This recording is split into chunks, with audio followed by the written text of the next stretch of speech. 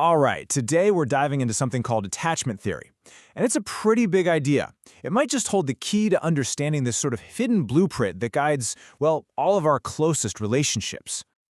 You know that feeling when you feel like you're just stuck in a loop? Maybe you keep dating the same kind of person, or you find yourself in the same arguments over and over again?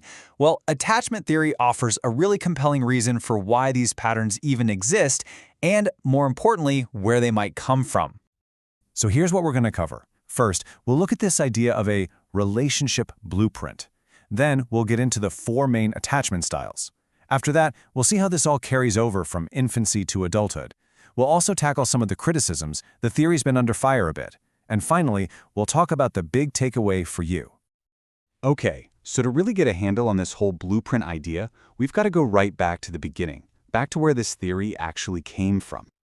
So this whole thing was developed by a psychiatrist named John Bowlby way back in the mid-20th century. And what he proposed was actually pretty radical for the time. He said that an infant's emotional bond with their main caregiver isn't just a nice-to-have. It's a deep, instinctive, evolutionary need. Just as critical as food or water. It wasn't just about, as he called it, cupboard love, loving someone because they feed you. No, this was about a fundamental psychological need for safety and security.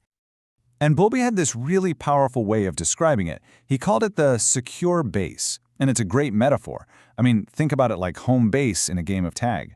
When a kid feels like their parent is a totally reliable source of comfort and safety, they get the confidence to go out, explore the world, take a few risks, and really learn, all because they know they have a safe harbor to run back to if things get scary or overwhelming. And this is really the core of how it all works.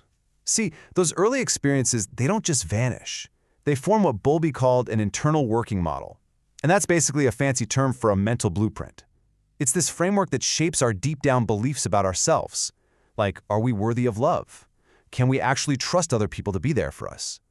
It sets our expectations for how relationships are supposed to work for the rest of our lives.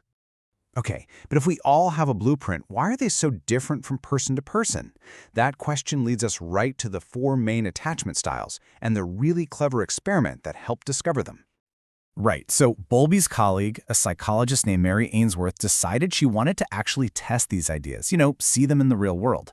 So she designed this incredibly elegant study in the 1970s called the Strange Situation. The whole point was to systematically observe and measure the quality of a baby's attachment to their caregiver. It was literally a way to see that secure base idea play out right in front of her. So here's how it worked. The whole thing was a series of short, structured steps.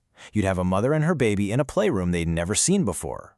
Then a stranger comes in. Then the mom leaves. Then she comes back. The researchers are watching the baby's behavior the entire time, but they were especially focused on 2 key moments. What happens when mom leaves, and, this is the big one, what happens when she returns. And what they found was fascinating. Really clear patterns started to emerge, all defined by how the babies reacted when their moms came back into the room. So the secure babies, they were happy to see her and were easily comforted. The avoidant infants, they pretty much just ignored her, almost indifferent. And then you had the resistant infants, who were super distressed, but then when mom tried to comfort them, they'd push her away, almost like they were punishing her for leaving. But then a little later on, researchers noticed that some kids just didn't fit neatly into any of those 3 boxes. Their behaviors were, well, contradictory, even confused. Like, they might approach their caregiver but look away at the same time, or just freeze on the spot. This was eventually categorized as a 4th style, disorganized attachment, and it's often linked to caregiving that's really frightening or unpredictable. So, that's the story in infancy. But the million-dollar question is, do these patterns actually stick with us? Do they really predict how we end up behaving in our romantic relationships as adults? Well, what researchers found was a pretty striking parallel between the infant styles and adult styles. Take that ambivalent or resistant infant, the one who is super anxious about their caregiver leaving. Well, they might grow up to be what's called an anxious, preoccupied adult, someone who craves closeness but is also constantly terrified of being abandoned. It seems like those core patterns, they often carry right on through.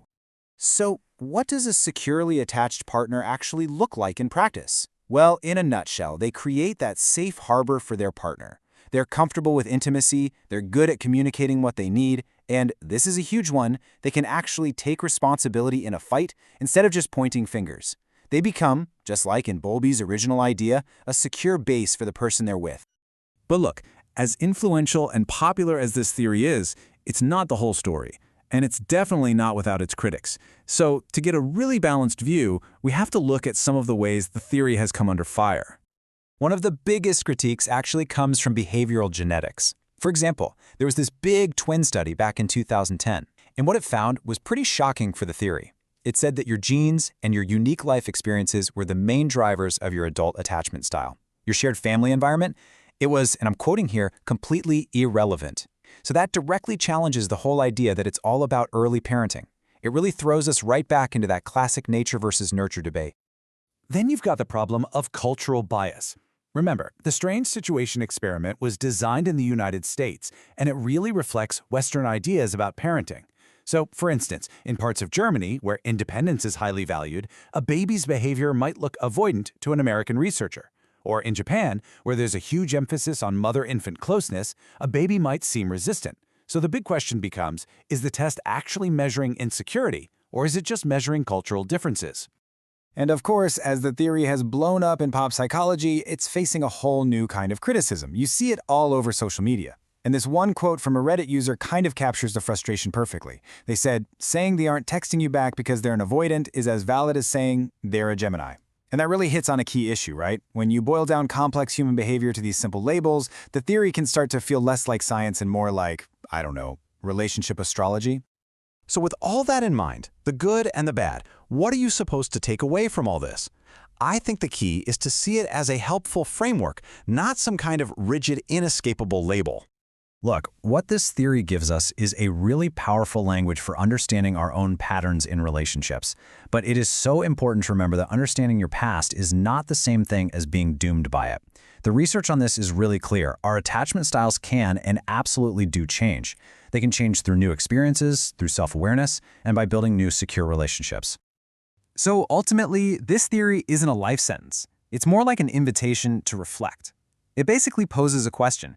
Is your attachment style the whole story, or is it just the first chapter? Because by understanding that first chapter, you just might gain the power to write all the ones that come next.